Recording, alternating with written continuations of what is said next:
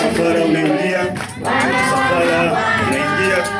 wote tusimame, vigelegele vinaendelea, maana ni shangwe na furaha. Tunapokea kwa amani.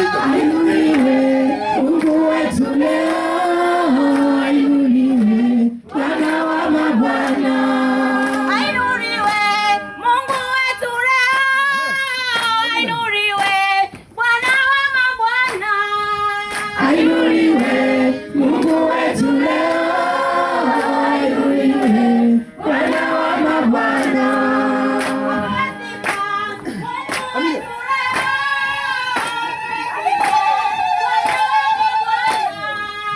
Ainuliwe Mungu wetu leo, ainuliwe Bwana wa mabwana. Karibuni sana, karibuni. Askofu atakaa hapa, wachungaji watakaa kushoto kwangu hapa. Ainuliwe Mungu wetu leo, ainuliwe Bwana wa mabwana. Wachungaji watakaa hapa.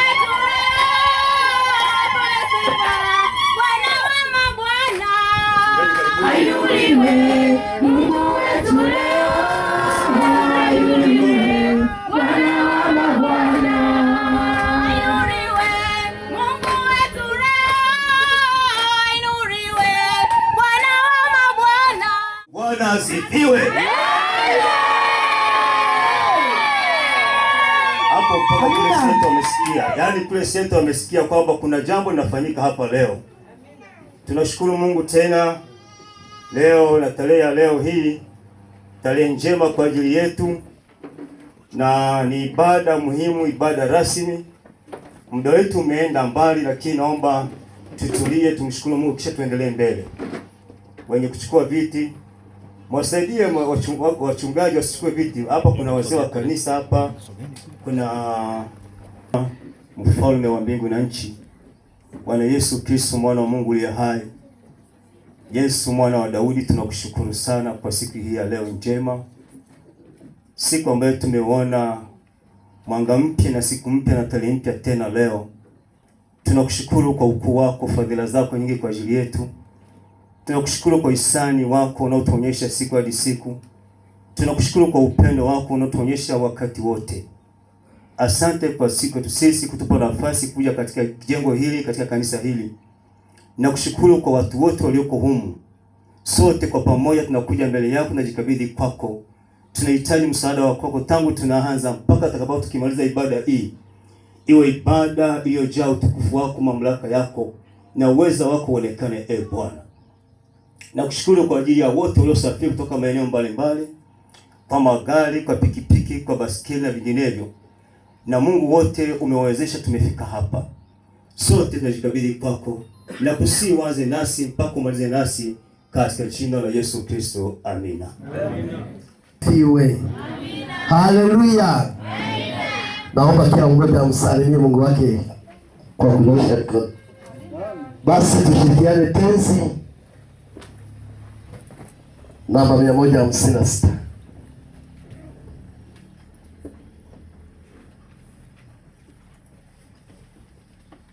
Afiki kama Yesu, keyu peke, hapana mkozi kama Yesu. Yesu yu peke, Yesu, Yesu yetu aweza kutuongoza. Hapana la fiki kama Yesu yu peke, yu peke, yeye awaye sifani.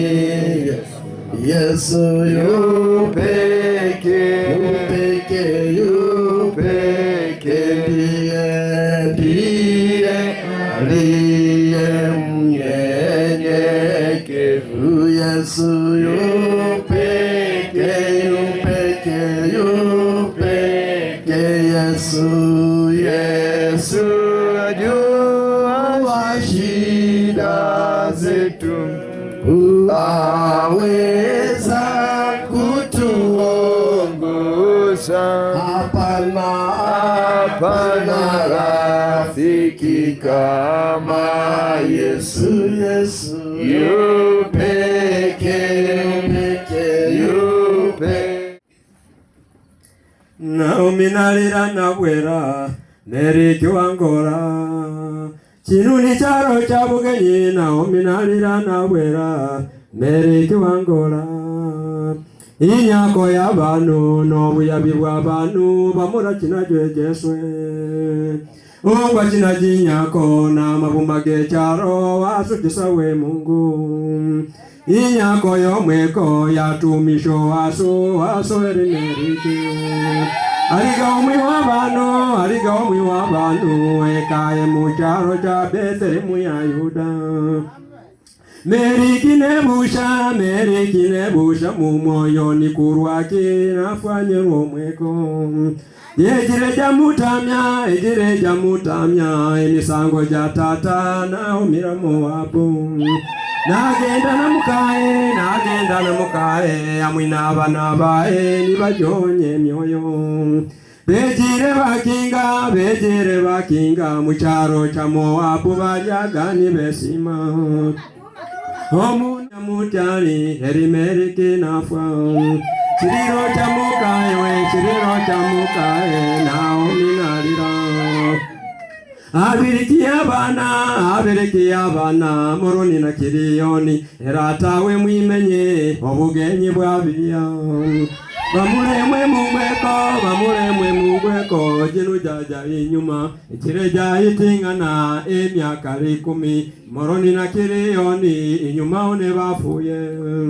Dolerawe Naomi nalira Naomi omoyoda najera nasikina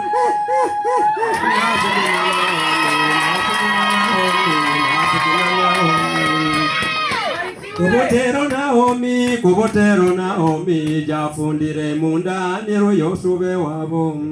Ayaire wa mai omoyo gutaneduka yomuba engiwe.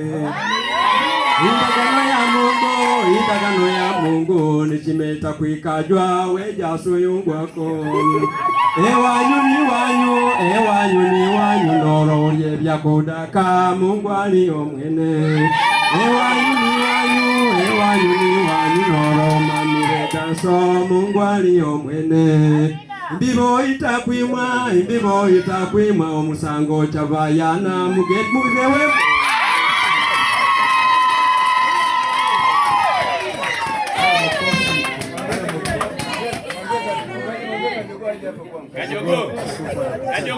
Kajogo. Unaitwa na askofu hapa. Askofu anakuita. Hayo makofi hayatoshi.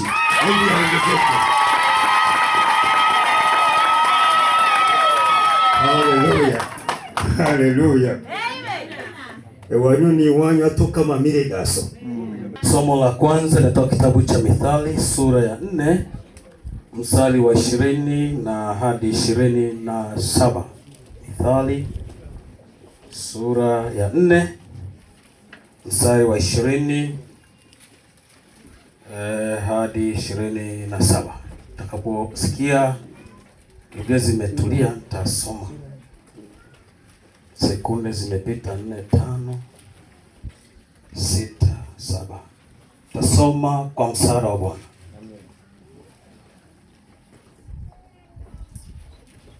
Mwanangu, sikiliza maneno yangu. Tega sikio lako uzisikie kauli zangu. Kwa kujibizana wapendwa, si tumesahau wameno hai. Usiondoke machoni pako, usihifadhi ndani ya moyo wako. Maana ni uhai kwa wale wazipatao, na afya ya mwili kwa wote.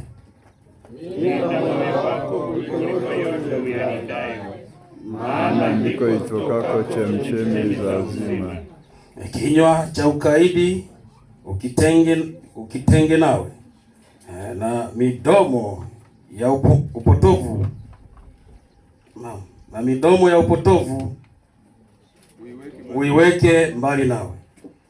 Macho yako yatazame mbele, na kope zako zitazame mbele yako sawasawa.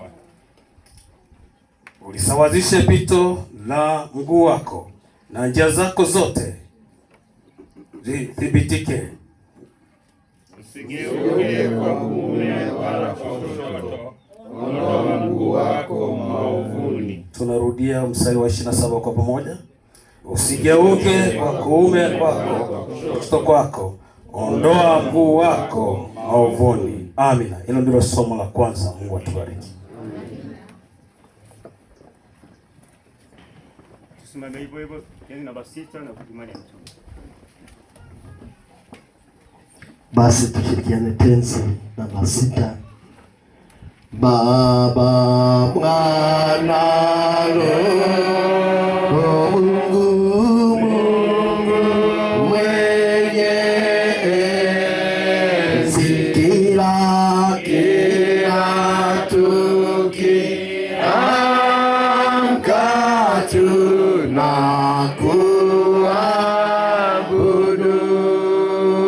tunakuabudu.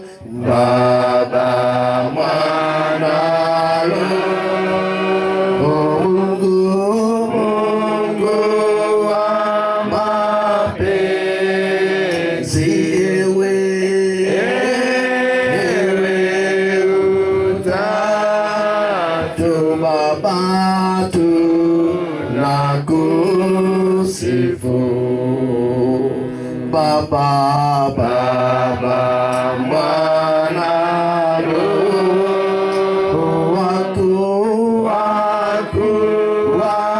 wakuamini, iyo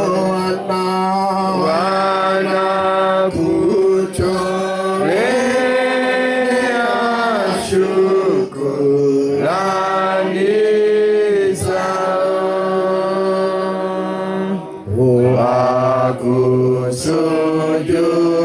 wakusujudia malaika na wewe umwanzo nawe umwisho. Tusimame.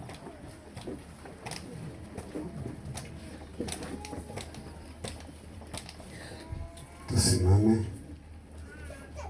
Waraka kwa Ibrania sura ya 12 aya ya kwanza na aya ya pili. Waraka kwa Ibrania 12 aya ya kwanza hadi ya pili. Bado nasikia karatasi. Basi kama wote tumepata, tasoma kwa msaada wa Bwana. Basi na sisi pia, kwa kuwa tunazungukwa na wingu kubwa la mashahidi namna hii, na tuweke kando kila mzigo mzito na dhambi ile ituzungukayo kwa upesi, na tuipige mbio kwa saburi katika yale mashindano yaliyowekwa mbele yetu, tukimtazama Yesu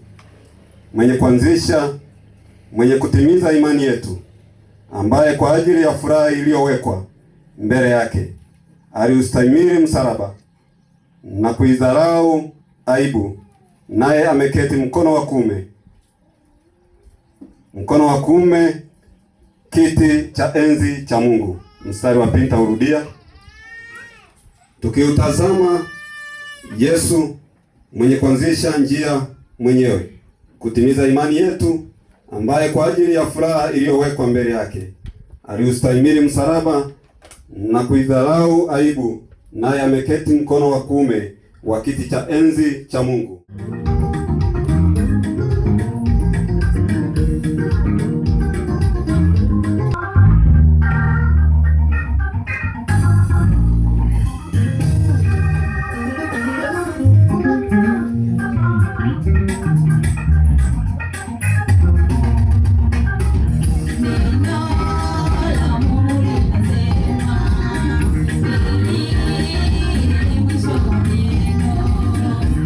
No.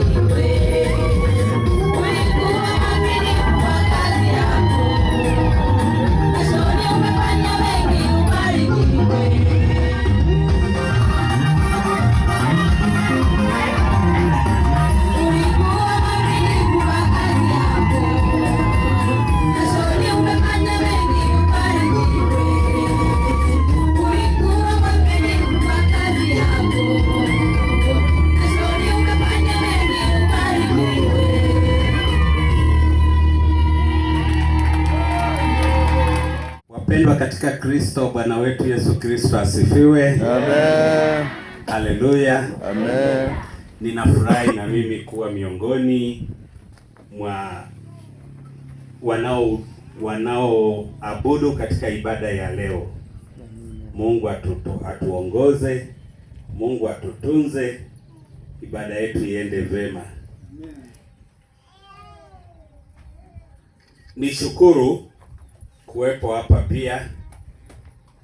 Nikiri tu kwamba ni mara yangu ya kwanza kuabudu nanyi katika tawi hili, lakini nimefurahi kufika Masinono.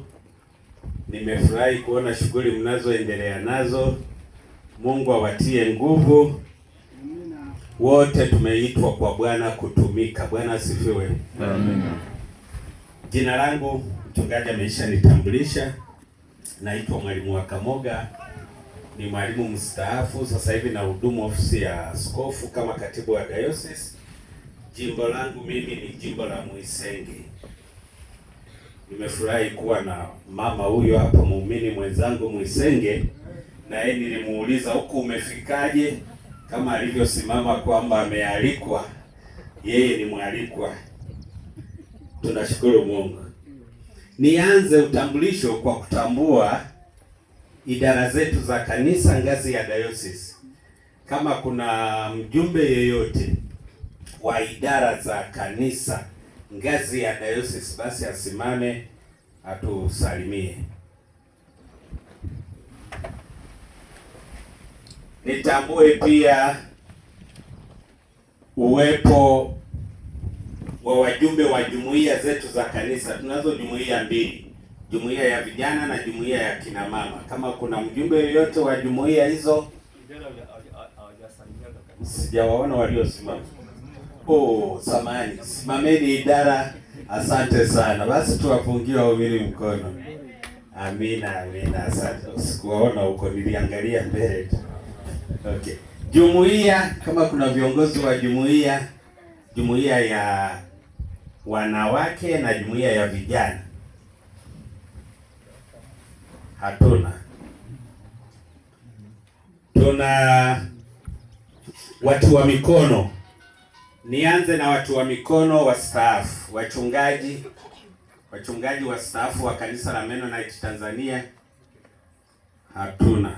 Mashemasi wastaafu wa kanisa la Mennonite Tanzania. Yupo shemasi tunayemwaga leo, makofi kwake. Asante. Na mashemasi walioko kazini, naomba tusimame kwa ujumla wetu, afu tutajitambulisha kwa majina yetu na majimbo tunayotoka. Karibuni. Tuseme kwa sauti tu tutasikia. Shemasi Mlaya, natoka jimbo la Mwisenge. Makofi kwake. Thomas Nyasonga, shemasi kutoka jimbo la Bukiroba. Makofi kwake. Shemasi Yohana Mkabe kutoka jimbo la Kiriba. Makofi kwake. Shemasi George Mjuberi kutoka jimbo la Bweri. Makofi kwake. Asante watu wa mikono, naomba mkae mashemasi. Bado mimi. Bwana Yesu asifiwe. Shemasi kutoka jimbo la Kwangwa. Jina Stefano Fante. Huyo ni shemasi Stefano Fante kutoka jimbo la Kwangwa. Asante. Niombe sasa kuwasimamisha wachungaji walioko kazini. Tusimame alafu tutajitambulisha kwa utaratibu huo. Wachungaji wa kanisa la Mennonite Tanzania walioko kazini. Naomba uanze hapo mchungaji. Bwana Yesu asifiwe. Amina. Naitwa mchungaji Thomas Msiba, kanisa la Mennonite Tanzania, jimbo la Nyakanga. Kama una mwenza wako basi anyooshe mkono pia. Amina. Nawasalimia sana, pokeeni salamu. Amina.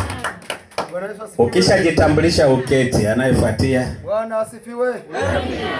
Bwana Yesu asifiwe. Amina. Ni mchungaji Shukrani Bita Magesa, jimbo Bringa. Amina. Mwenza wake ni huyo hapo. Asante. Anayefuatia. Bwana Yesu asifiwe. Amen. Naitwa Venance Rafael Mshora, mchungaji wa jimbo la Kiriba. Karibuni Kiriba. Asante. Haleluya. Mchungaji Lucas Mwita Maro Wiselo kutoka jimbo la Kiabakari. Mama mchungaji, nyosha mikono. Asante. Huyo ndio mwenza wake.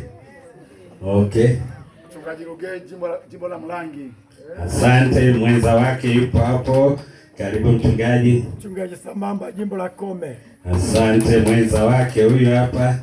Karibu kwa utambulisho. Ingawaje ulishajitambulisha mwanzo. Okay, yuko huko. Bwana Yesu asifiwe. Amina. Saragana. Mchungaji Msiba jimbo la Saragana. Asante, mwenza wake nyosha mkono. Asante. Karibu mchungaji. Mchungaji Isaac Pamba jimbo la Msanja. Mungu awabariki. Amina, mwenza wake huyu hapo. Nafikiri sasa tuna Bwana Yesu asifiwe. Amina. Bwana Yesu asifiwe. Amina. Nayo afya kidogo ya Amina. Lakini kwa ajili ya baba yangu pale nisingeweza kukosa kuja. Familia yangu, niseme makanisa yangu yote leo wako Kinyangerere. Okay. Na mimi nimeamua niseme niungane hapa. Amina. Karibu. Albert Paulo Chare, kanisa la Baptist Masinono. Asante, mchungaji wa kanisa la Baptist. Mwalimu Ndaro nampenda. Amen. Sababu ya kwanza, siku nilipokuwa nikiwekewa mkono na kufanywa hivi sasa nilivyokuwa mchungaji, alihusika, na Mungu akubariki. Amina. Asante mchungaji. Karibu mwingine aliyopo. Asante, tumsifu Yesu Kristo. Amen. Amjambo. Hatujambo. Richson Nation Katekista RC Masinono. Amina. Karibu sana. Sambamba na hilo ili niseme moja kwa moja. Mwalimu, asante kwa mwaliko. Na wengine tunafahamiana, mheshimiwa pale, karibu sana. Alafu pia familia Mzee Ndaro, mimi niwaombee msimame. Mchungaji, samahani tu. Familia ya Shemasi Ndaro msimama, ameomba. Asante sana. Niombe tu kwamba tarehe 27 tumeshapata mialiko na wengine mtakaopewa mialiko njooni tujenge nyumba hii. Amen. Karibuni sana. Makofi kwake. Asante sana. Karibu. Uko karibu na mic, unaweza ukasogea. Na wasalimu katika jina la Yesu. Amen. Ninaitwa mchungaji Stefano Ndaro wa kanisa la Manati la Kiinjili Tanzania. Niko Kerewe pale mjini Nyasho. Na stafu naitwa Nation Ndaro. Anayenifuata mimi. Bwana asifiwe sana. Kwa hiyo sisi nishukuru kwamba mimi nimemtangulia utumishi, amestaafu, lakini mwaka huu na mimi nastaafu mbele yake. Amina. Bwana asifiwe sana. Kwa hiyo karibuni sana Ukerewe, na watu wa Ukerewe baada ya kuwa na waga kuja kwenye sherehe hii walitoa salamu zao katika kanisa la KMT. Wanawasalimu sana. Mbarikiwe sana. Na hapa kuna familia ya Ndaro. Hebu samani ningeisimamisha. Hebu familia ya Ndaro simameni, ambao tunafika kwenye sherehe hii. Makofi kwao. Makofi kwao. Hapo kuna ndugu, kuna dada, kuna watoto. Kwa hiyo wamefika katika jumuisho la kiroho na kitakatifu. Bwana asifiwe. Tuketi. Asanteni kwa utambulisho huo. Nimesahau watu muhimu sana katika utambulisho wangu, nilipaswa kuanza nao. Tumefika hapa kwa magari mawili. Tulikuwa na ndugu wanaotuongozea magari hayo. Sijui kama wako kwenye ibada hii, naomba wasimame madereva ya yale magari. Asante. Unaweza kujitambulisha? Bwana Yesu asifiwe. Amina. Naitwa Lucio Samuel Bunta. Nasali kanisa la Mennonite jimbo la Mlimani. Karibuni Shirati. Asante, makofi kwake. Huyu ndugu ametokea Shirati. Nimsimamishe kwenu sasa mtunza hazina wa dayosisi yetu awasalimie na kujitambulisha pia. Karibu. Bwana Yesu asifiwe. Amen. Kwa jina naitwa Tuma Kazare, kwa neema ya Mungu na hudumu katika ofisi ya askofu dayosisi ya Ziwa. kwa nafasi ya mtunza hazina. Mbarikiwe. Amina. Na napoenda kumalizia utambulisho wangu, kabla sijamsimamisha anayefuata, niseme tu machache. Moja ni kuhusu ratiba au kalenda yetu ya matukio kidayosisi. Tumeisha itoa kwa majimbo yote. Niombe makatibu tuisimamie, tukumbushane na wachungaji wanaohudumu katika majimbo yetu, ratiba yetu ile au kalenda yetu ile inatekelezeka. Tuangalie matukio muhimu katika kalenda ile mapema kabla, kwa sababu kuna matukio ya kidayosisi alafu kuna matukio ya KMT taifa. Kwa hiyo tunapokuwa tumefanya maandalizi ya mapema, hatutashtukizwa. Bila kuipitia, utasubiri barua kutoka katibu wa dayosisi, unafikiri ni jambo jipya, kumbe unalo kwenye kalenda yako tangu Januari. Bwana asifiwe. Naomba sana tuipitie kalenda yetu hiyo, na kila mara tuwe tunaona ni yapi yaliyoko mbele yetu. Sasa mwisho wa utambulisho wangu, nimsimamishe kwenu mchungaji msaidizi wa askofu wa dayosisi ya Ziwa. Atajitambulisha kwenu na kuwasalimia, na yeye ndiye atakayemkaribisha baba askofu kuwasalimia pia na huduma nyingine zitakazofuata kwa leo ambazo ziko kwake. Bwana asifiwe sana. Asanteni. Karibu mchungaji msaidizi.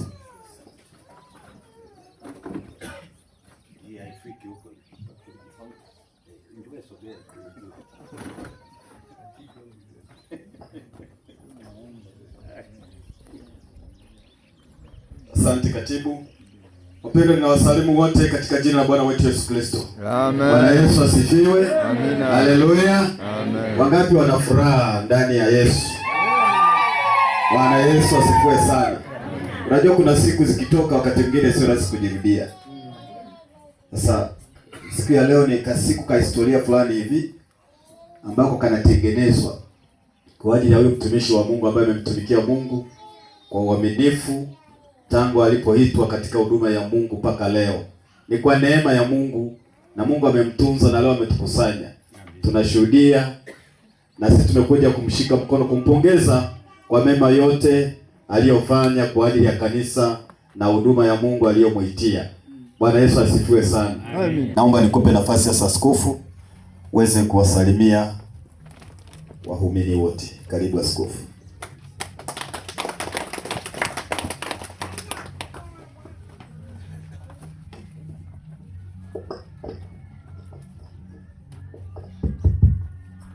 Wapendwa, Bwana wetu Yesu Kristo asifiwe. Amina. Bwana asifiwe. Amina. Bwana asifiwe. Amina. Bwana Yesu asifiwe.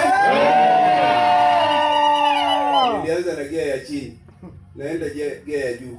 Wengine hawasemi amina. Kwa nini? Bwana Yesu asifiwe. Naomba waumini wa Masinono tu wasimame niwaone. Wa Masinono tu. Masinono peke yao. Asanteni sana. Mjipigie makofi mkae. Haya. Wa Saragana yote, yaani Saragana, jimbo la Saragana. Jimbo zima Saragana wote. Yaani wote wanaojua kwamba jimbo letu kuu ni Saragana, wako wapi? Aha. Mjipigie makofi mkae. Bwana Yesu asifiwe. Wapendwa, ninaitwa Nelson Makori Kisare, ni askofu wa Dayosisi ya Ziwa, lakini pia ndiye askofu mkuu wa hili kanisa la Mennonite Tanzania. Nimekuja peke yangu, sikuongozana na mke wangu, yuko Dar es Salaam. Mke wangu Mungu amempa, si niite ni karama, alimuuguza mamangu kwa muda mrefu sana mpaka mamangu akaaga dunia mwaka jana. Na baada ya hapo mdogo wake kaka yake wanayefuatana naye anaumwa. Ninapoongea yuko Muhimbili. Hii si mwezi mzima. Figo zake zote zimefeli.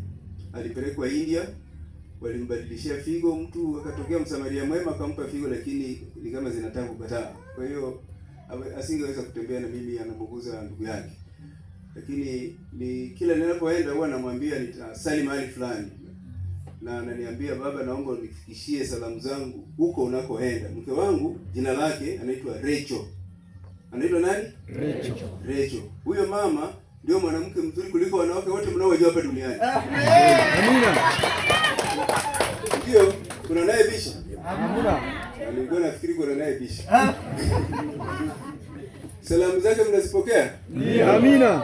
Jumapili iliyopita nilisali kanisa letu la Mennonite Tanzania, jimbo la Arusha mjini. Jumapili iliyopita, na walinipa salamu nyingi sana kwamba nitakaposali Jumapili inayofuata niwape salamu zao. Mnazipokea? Amina. Jana nilikuwa nchini Kenya, sikuwa hapa Tanzania, nilikuwa Kenya. Nasafiri sana kwa sababu saa nyingine msiponiona mniombee tu, msilalamike kusema askofu wetu yuko wapi. Mniombee tu, sema tu askofu tunakuombea. Jana nilikuwa nchini Kenya, sikuwa hapa. Kuna askofu wa kanisa la Mennonite Kenya, alikuwa anawekwa mikono kuwa askofu, na nilialikwa. Mimi nilihubiri huko Kenya jana, na ilibidi baada ya hapo nilirudi nikavuka mpaka nikaja Tanzania. Nilipokuwa naagana na askofu mkuu wa kule kwao, aliniambia, askofu, utakaposali, unajua tunawapenda sana, utakaposali kanisani kwenu Jumapili wape salamu zetu kanisa la Mennonite Kenya. Mnazipokea za Kenya? Amina. Ndugu zangu, ninaanza kwa kumshukuru Mungu. Mungu ambaye ananipigania, anayenilinda, anayenitunza, na yaweza yote katika yeye anitiaye nguvu. Nikawa ninapowaambia nasafiri sana, lakini Mungu ndiye anayenilinda.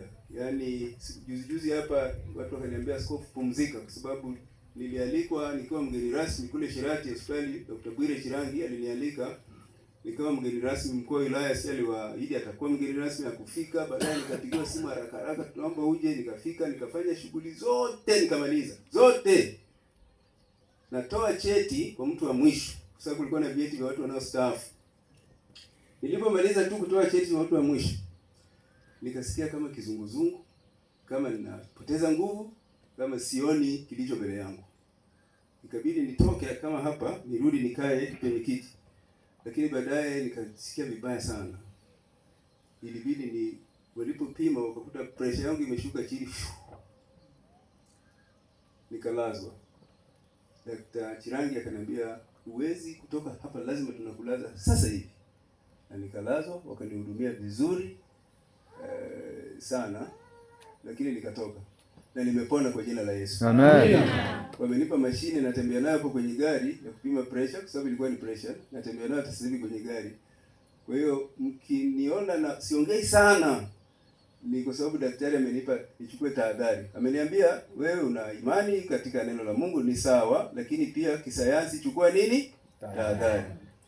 Lakini Mungu ni mwema, nimepona kwa sababu kila siku napima pressure yangu. Pressure yangu ni kama mtoto wa sekondari aliyeanza sekondari mwaka wa kwanza. Ndio pressure yangu jinsi ilivyo. Yaani iko safi. Ndio Kwa jina la Yesu. Amina. Nianze mchungaji Msiba, nianze kwa kuwashukuru. Ni washukuru kupitia kwako kama kiongozi wa jimbo hili. Hili tawi liko chini ya jimbo lako unaloliongoza. Na ninakushukuru kwa nini? Kwa sababu ninafahamu kila kitu, sifiki kwenye majimbo yote, lakini kila kitu kinachofanyika kwenye kila jimbo najua. Kwa hiyo hata ulichokifanya kwa muda mfupi umefika hapa najua. Kwamba tangu umefika hapa unafanya nini najua.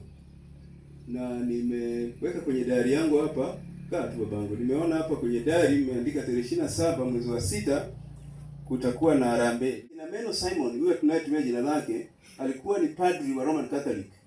Huyu Meno Simon ambaye mnatumia jina lake tunaitwa Mennonite. Huyo anaitwa Meno Simon, ni mtu alikuwa padri wa kanisa la Roman Catholic. Aliposoma Biblia vizuri akakuta mbona Biblia iruhusu kubatiza watoto? Biblia inasema mtu anayetakiwa kubatizwa ni aliyempokea Kristo akakiri kwa kinywa chake kwamba Kristo ni nani? Ni Bwana. Mtoto mdogo anaweza kufanya hivyo? Hapana. Sasa hao zetu mbona wanafanya hivi? Kwa hiyo wakaleta mabadiliko ya kimfumo wakati huo, na wakawa wanawindwa kama ngedere. Wanauawa. Na katika kuuawa kwao wengi walikufa, na hasa wanaume ndio walikuwa wanauawa, si akina mama. Kwa hiyo akina baba waliobaki walipokuwa sasa wanaendelea na ibada yao, wanaendelea na fellowship pamoja, wanaendelea kumtukuza Mungu, lakini kwenye maficho wanajificha. Na wengi walifichwa na akina mama walio wajane. Ndio sababu hili kanisa la Mennonite Tanzania, tunapofika mahali tunawasahau wajane na washangaa na wajiuliza, hivi wanaelewa maana ya wajane? Biblia imesema dini iliyo safi ni dini gani? Ni Mennonite. Biblia imesema dini iliyo safi ni dini gani? Kuwajali yatima, wajane na wafungwa. Kanisa hili lilijengwa kwa sababu wajane wakati huo huko Ulaya walikuwa wanawaficha wale wanaume wachache waliopata bahati ya kutokuuawa, lakini wanaeneza injili ya Kristo wakiwa wamejificha. Kwa hiyo Mennonite walijenga tabia kufanya nini? Ya kujificha, si ndio? Hawataki waonekane kwa sababu watauawa. Hiyo roho ya kujificha ipo mpaka leo. Na kwa sababu unakuta makanisa mengi ya Mennonite yako tu chochoroni yameficha vichwa. Leo nilipofika Masinono nikakuta kanisa liko barabarani. Mungu awabariki. Ile roho ya kujificha, hatuko karne ya 15 jamani. So acheni kuficha makanisa yetu huku chochoroni. Tafuteni makanisa yaonekane si kama hili hapa. Si unaona tukipita barabarani na mtaweka kibao ni kanisa la Mennonite Tanzania. Si niona? Mtu ambaye anapita labda yeye alikuwa siku hiyo anataka kwenda kusali, anasema jamani ngoja niingie huko ndani nisali alafu ndio niendelee safari. Si ndio? Sasa wale wanaoyaweka huko chochoroni hata kibao cha kukuonyesha hapo kuna kanisa hakuna. Sasa kanisa utaendaje? Na washukuruni sana na ninawapongeza sana. Msione vibanzi hivi na hivi mnapoviona haya maneno. Mnahitaji hapa? Haya mnahitaji? Kavero. Msije mkaona Kavero mkashangaa. Kavero mnayoyaona hapa na ninaomba myapige picha leo na nitapiga picha na haya makavero. Kwa sababu nataka kupiga picha na Kavero leo na nitapiga picha nyingine kule mbele ya safari tutakapokuwa tumemaliza hili jengo ili muone tofauti hiyo vitu viwili. Amen. Ili mjue kwamba Yesu Kristo akuzaliwa kwenye 5-star hotel. Yesu akuzaliwa Kilimanjaro Hotel. Yes. Yesu alizaliwa kwenye zizi la ng'ombe. Palipokuwa pachafu kuliko haya makabero.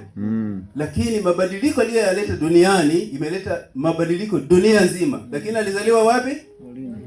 Kwenye holi la ng'ombe. Msije mkaona haya mkakata tamaa. Kitakachotokea hapa, Mungu anasema nguvu yake iko kwenye udhaifu. Palipo na udhaifu ndipo palipo na nguvu ya nani? Kwa hiyo palipo na Kavero ndio Mungu yuko hapo. Amen. Yaani Mungu yuko kwenye haya makavero mnayoyaona. Amen. Unanielewa ndugu zangu? Kwa hiyo tutakaporudi hapa tukasema tunaunganisha nguvu zetu pamoja kama kanisa la Kristo kwa ajili ya kujenga hekalu la Bwana, si ndio Kwa umoja wetu kwa pamoja. Siku hizi wazungu wametuacha. Nimwambie nilikuwa Arusha. Nilienda kufanya nini Arusha? Nilienda Arusha, nimealika kuna mkutano wa Mennonite duniani. Dunia yote mnayoiona Mungu aliumba duniani hapa. Wa Mennonite wanakutana wote duniani hapa, wanakusanyika sehemu hii. Na inafanyika mara moja kila baada ya miaka 6. Sawa Sasa mkutano huo bara la Afrika, kwa Waafrika sisi watu weusi, tangu dunia imeumbwa iliwahi kufanyika mara hii? Mara moja tu. Zimbabwe. Sawa Afrika imefanyika wapi? Zimbabwe. Na ni mara hii? Kila baada ya miaka 6 wanafanya huko kwa Ulaya huko. Yaani wanatoka kote huko duniani waliko wa Mennonite, wanaenda wanakaa sehemu moja, watu wapatao 5,000 wanakaa pamoja, wanamtukuza Mungu pamoja. Mimi nikasema, kwani kanisa la Mennonite Tanzania hatuna uwezo wa kuwaleta waje hapa Tanzania? Kanisa limezaliwa mwaka 1934, miaka 90 na mpaka leo. Yaani kanisa limeanza, kanisa hili la Mennonite lilianza Tanzania, Shemasi Ndaro ulikuja zaliwa. Ndio. Wewe una miaka 73. Ndio. Lakini hili kanisa lina miaka 90 na hakuna mtu mwenye miaka 90 na hapa. Nikasema hapana. So nikawaomba, nikamwambia nataka huo mkutano ufanyike hapa. Wakasema mna uwezo? Nikamwambia nani aliyewaambia hatuna uwezo? Tunao. Mnatuonaje? Wakasema tutakuletea wapelelezi. Nikasema walete, waambie waje haraka sana. Kwa hiyo wakaleta watu hao wawili. Nikawaambia tukutane Arusha. Nitakutana na nyinyi Arusha. Kwa hiyo tumekutana nao Arusha. Watu hao wawili wametoka, mmoja ametoka Ujerumani, mwingine ametoka huko Colombia huko. Watu wawili. Nimekaa nao wiki nzima Arusha. Wananiuliza hiki mnacho, naambia twende uangalie wewe ni Tomaso, mmetumwa mje kama Tomaso mthibitishe kama kweli tuna uwezo au hatuna, na nitawapeleka kila mahali mnapotaka. Na nitajibu maswali yenu yote, na nitajibu kwa Kiingereza. Si mnajifanya mnajua Kiingereza, nitawajibu. Na ninawajibu. Wameenda hawana na ninaamini subirini mje muone. Wamepeleka taarifa huko kwao. Kwa hiyo wiki ijayo wataamua. Je, taarifa walioipata kutoka Tanzania, kanisa la Mennonite Tanzania, niliwakaribisha nikawaambia Tanzania sasa hivi makanisa ya Kimennonite yako haya? Sio moja. Umesikia mchungaji Ndaro anasema yeye ni mkubwa, Shemasi Ndaro ni mdogo wake. Si ndio alivyosema? Lakini ni tumbo hii? Moja. Tumbo ngapi? Moja ni kanisa la Mennonite Tanzania, mwingine kanisa la Mennonite la Kiinjili Tanzania. Lakini ni ndugu tumbo moja. Hao si ni ndugu? Au unaweza kuwatenga? Jifanye wewe ni mjanja eti wewe ni KMT, umseme huyu, umseme na yule ndugu yake kwamba yule ni KMKT, ngoja nimseme, usikie kitakachotokea. Wewe jaribu usiuone. Kama unafikiri ni utani, jaribu. Ni ndugu, si damu moja. Na damu si nzito kuliko maji? Ndio. Kwa hiyo nikasema hatuwezi kufanya peke yetu. Tunafanya na ndugu zetu hawa. Lazima tufanye nao. Mnanielewa Kwa sababu hili kanisa ni ndugu kabisa. Sasa hivi tunasubiri hao watu wakae. Wakituambia wametupokea, tuandae huo mkutano. Ule mkutano ni mkubwa sana kwa sababu inaleta Wamennonite wote duniani watakuwa hapa. Ina zaidi ya watu wapatao 4,000 mpaka 5,000, wakizidi 6,000. Wanakaa sehemu hii moja. Wakituruhusu huo mkutano utafanyika mwaka 2028. Ni sawa ndugu zangu Kwa hiyo maana yake ni kwamba hilo nalo tunahitaji tuliombee. Si ndio Tuliombee sana. Ni jambo kubwa. Lakini langu la mwisho ni kuwaomba na kuwa na umoja. Umesikia mchungaji Msendo, mchungaji msaidizi wa askofu akizungumza habari ya umoja. Na mchungaji kila nikimsikia anaongea anasisitiza umoja wetu. Kuna ushirikiano mnafanya majimbo hapa sasa hivi. Dayosisi ya Ziwa na Mungu awabariki. Mmeanzisha kitu kizuri sana. Umoja, majimbo yanaungana 2, 3, 4, wanafanya uinjilisti kwa pamoja, wanafanya harambee pamoja, wanafanya yaani umoja. Tizama ilivyo vema na kupendeza ndugu akikaa pamoja kwa umoja. Si ndio Mtunga Zaburi Daudi alisema. Kwa hiyo umoja huu ambao mchungaji anausisitiza ndio na mimi nataka kupigilia msumari hapo kwenye umoja. Kwa sababu umoja inawafanya mnakuwa na nguvu ya kufanya mambo makubwa. Tunadaiwa kujenga makanisa. Mmesikia kwamba hili kanisa limechukua miaka 20, jengo hili miaka 20. Nusu ya miaka ambayo wana wa Israeli walikaa jangwani. Si ndio Sasa tunataka kujenga hekalu la Bwana. Na tukimaliza hapa tunaendelea sehemu nyingine na nyingine na nyingine na nyingine. Ni sawa ndugu zangu Lakini tutafanya sisi wenyewe kwa uwezo ambao tutamwomba Mungu. Mungu wetu ni mwema, anatupenda, anatulinda, anatutetea, anatuwezesha, anatubariki. Yeye ndiye atakayefanya. Sisi tunatekeleza maagizo ya Mungu. Kwa hiyo niwatie moyo, msikate tamaa. Mimi kama kiongozi wenu wa dayosisi hii niko pamoja na ninyi, tutaomba pamoja, tutashirikiana pamoja, tutafanya harambee pamoja, kila kitu tutafanya. Lakini mwisho wa siku tutakapokuwa tumemaliza kujenga jengo zuri, tumepaua, madirisha tumemaliza, sakafu tumeweka marumaru hapa, madhabahu tumetengeneza vizuri, tumenunua speaker, vile vyombo vya kwaya nini, si ndio Si ndio Na wanakwaya tumewanunulia uniform. Kuna kwaya hapa Ndio. Kwaya pamoja na Kifaranga naye ni kwaya. Kidogo. Kidogo, barikiwe na Bwana. Tutakapomaliza jengo hili, sifa na utukufu inarudi wapi? Mungu awabariki sana. Amen.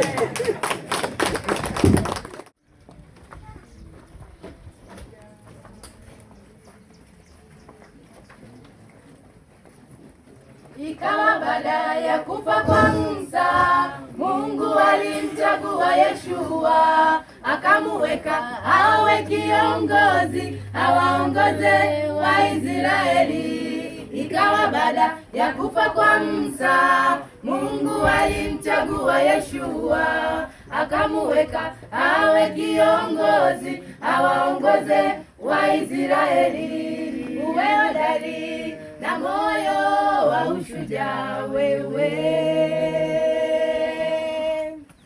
uwe hodari na moyo wa ushujaa wewe.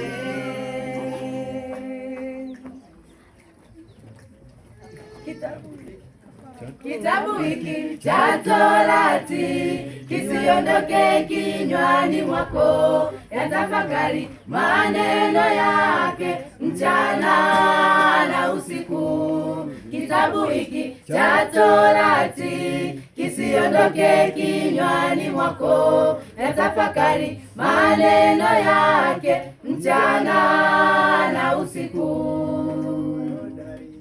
Na moyo wa ushujaa wewe, uwe hodari na moyo wa ushujaa wewe.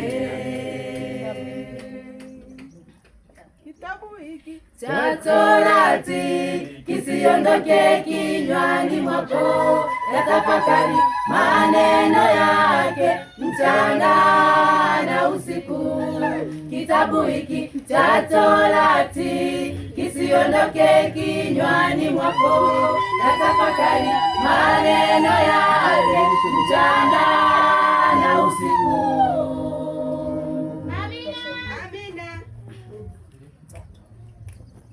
Twashauriwa kufuata matendo mazuri kama ya yule Yoshua, twafarijika kwa maneno yake mchana na usiku. Twashauriwa kufuata matendo mazuri kama ya yule Yoshua, twafarijika kwa maneno yake mchana na usiku. Na moyo wa ushujaa wewe, uwe hodari wewe. Kitabu hiki cha Torati kisiondoke kinywani mwako, yatafakari maana usiku. Kitabu hiki cha Torati kisiondoke kinywani mwako, yatafakari maneno yake mchana na usiku. Uwe hodari na moyo wa ushujaa wewe, uwe hodari na moyo wa ushujaa wewe. Kitabu hiki cha Torati kisiondoke kinywani mwako, yatafakari maneno yake mchana na usiku. Kitabu hiki cha Torati kisiondoke kinywani mwako, yatafakari maneno yake mchana na usiku.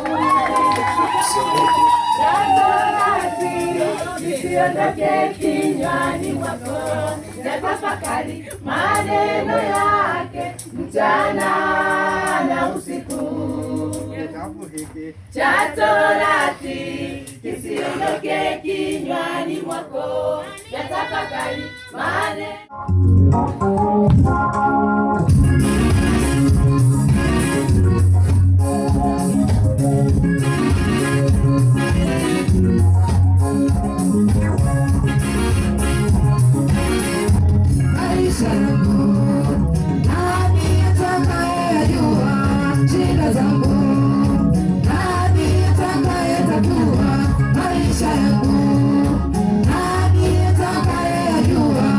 Shida zangu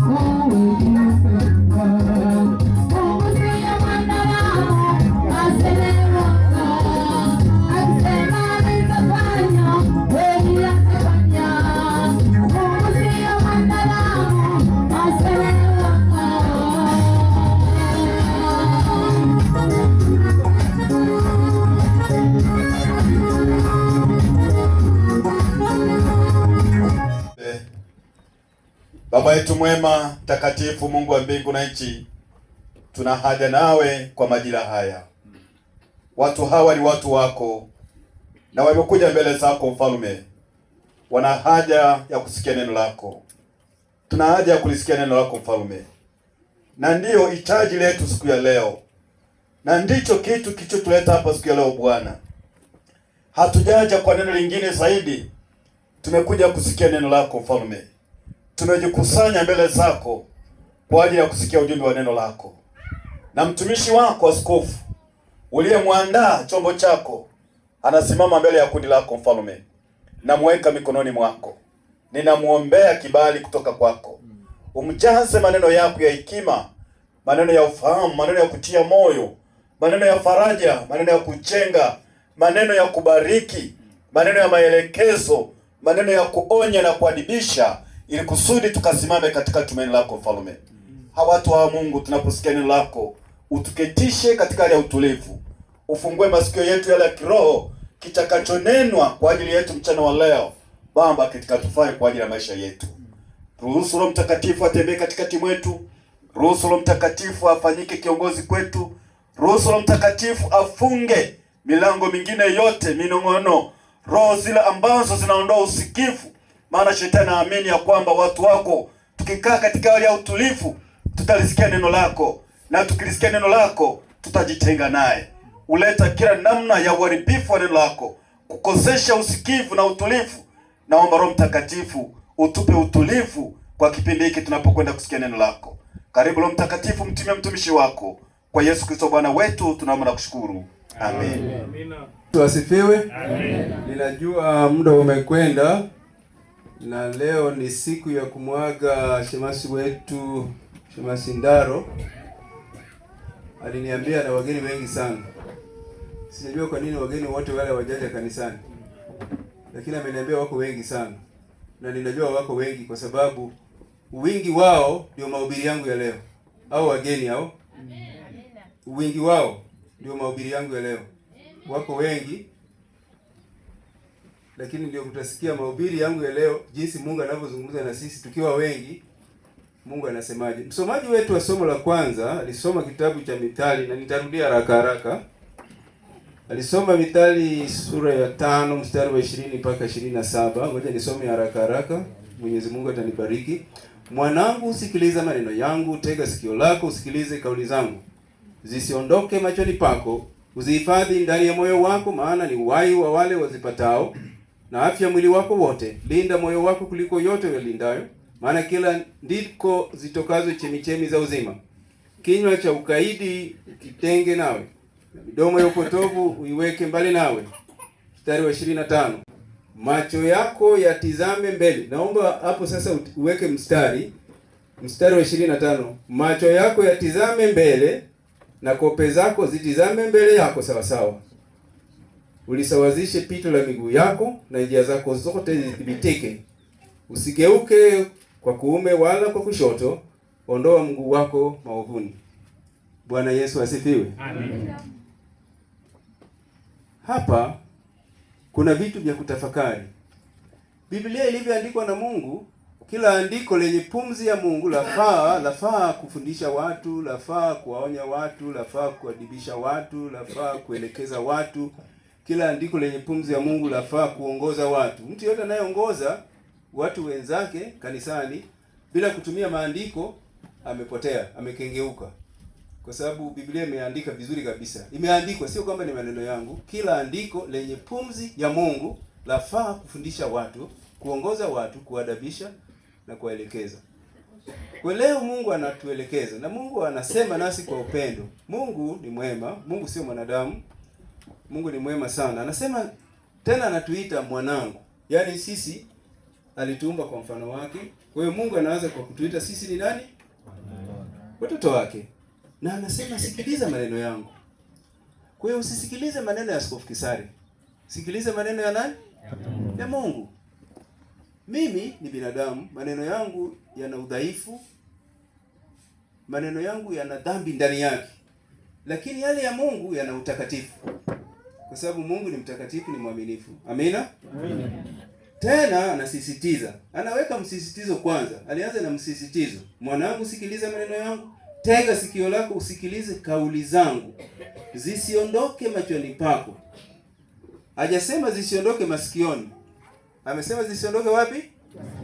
Ndio, hajasema masikio. Amesema macho. Uzihifadhi ndani ya wapi? Ya moyo wako. Na amesema linda moyo kuliko vitu vingine vyote unavyofanya nini? Kwa nini? Ndiko inakotoka chemchemi ya nini? Ya uzima. Si ndio Ya sasa Biblia inasema wewe linda moyo wako kuliko vyote. Yaani kuliko hata Mama Samia anavyolinda. Linda moyo wako. Maana yake ndani ya moyo wako kuna kitu ambacho Mungu anakitafuta.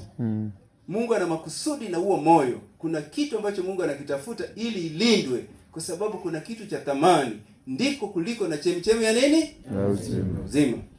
Lakini ukisoma ule mstari wa 25 inasema macho yako yatizame wapi? Mbele. Wapi?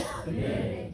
Na kope zako, ameenda na kope zako zitizame wapi? Mbele. Lakini itizame mbele yako sawa sawa.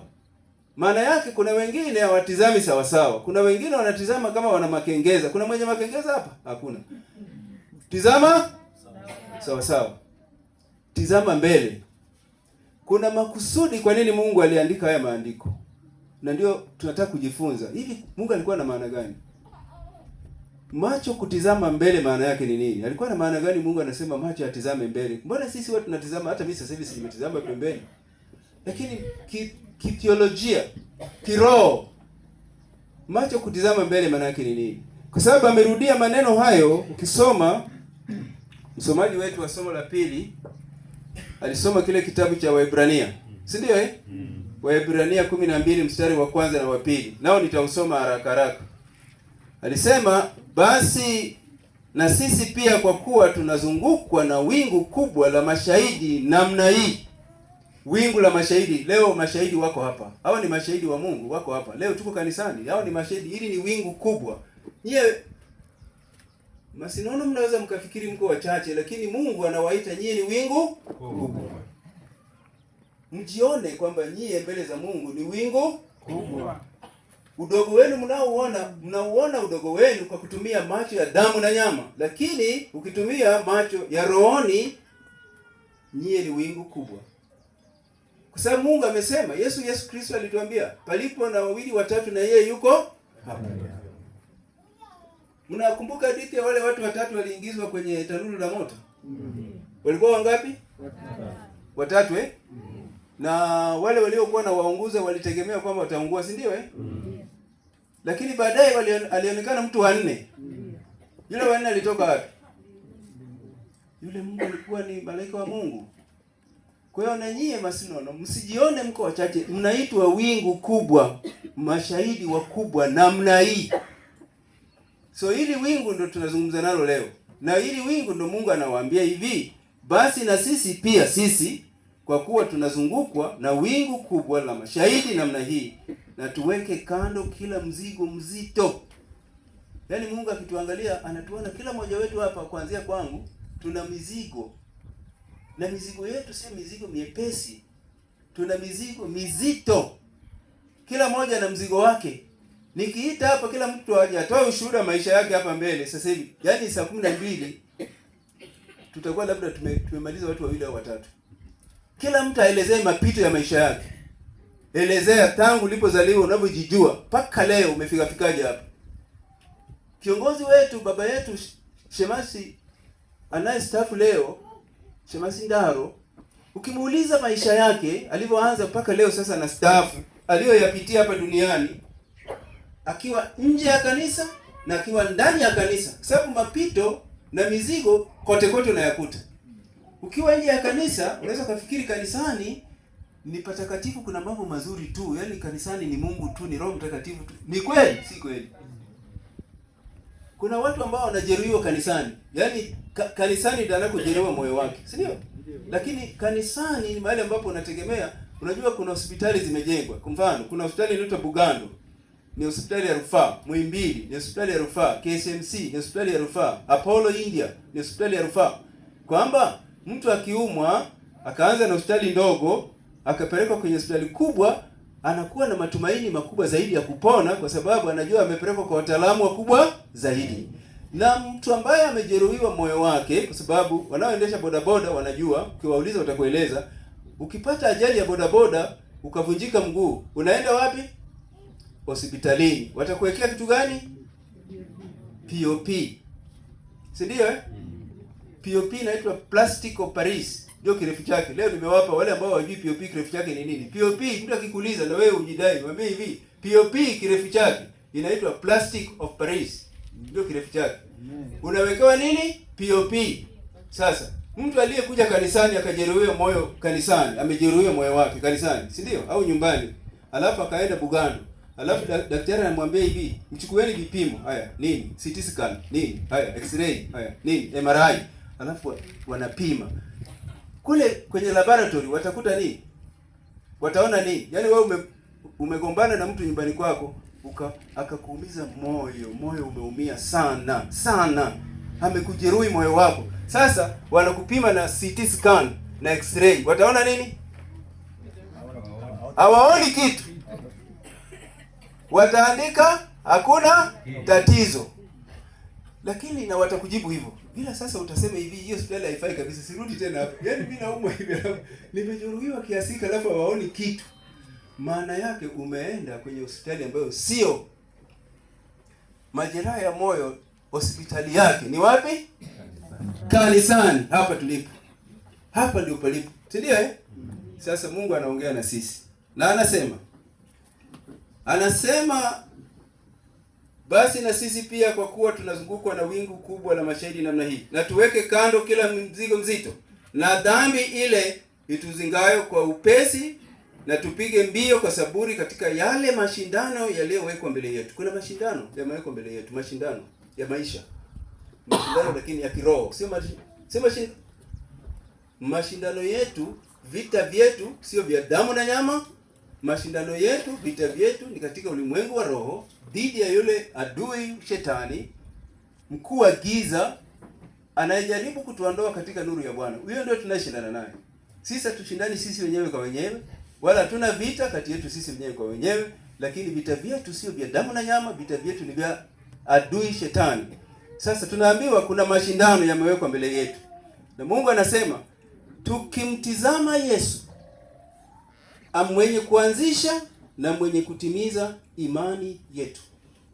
Kule tuliambiwa tutizame wapi? Mbele. Na kope za macho yetu yatizame mbele sawa sawa. Huku tunaambiwa mtizame Yesu, mwenye kuanzisha na mwenye kutimiza imani yetu. Kwa nini kitu kikubwa hapa? Nitaanza mahubiri yangu kwa maswali, na kila mmoja ajaribu kutafakari haya maswali nataka kuuliza. Wewe tafakari tu haya maswali. Kama umezoea mahubiri yale ya baraka, ya kukuletea baraka, njoo na maji ya baraka, mimi sina hayo. Mimi hayo sina kabisa.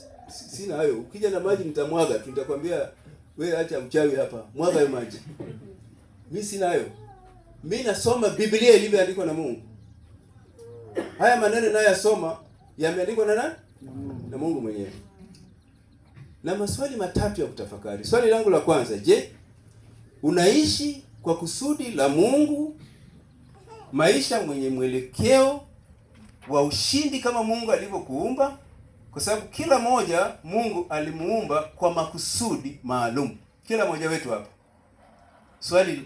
Swali langu sasa, wewe hapo ulipo na mimi unaishi sawa sawa na makusudi ya Mungu juu yako?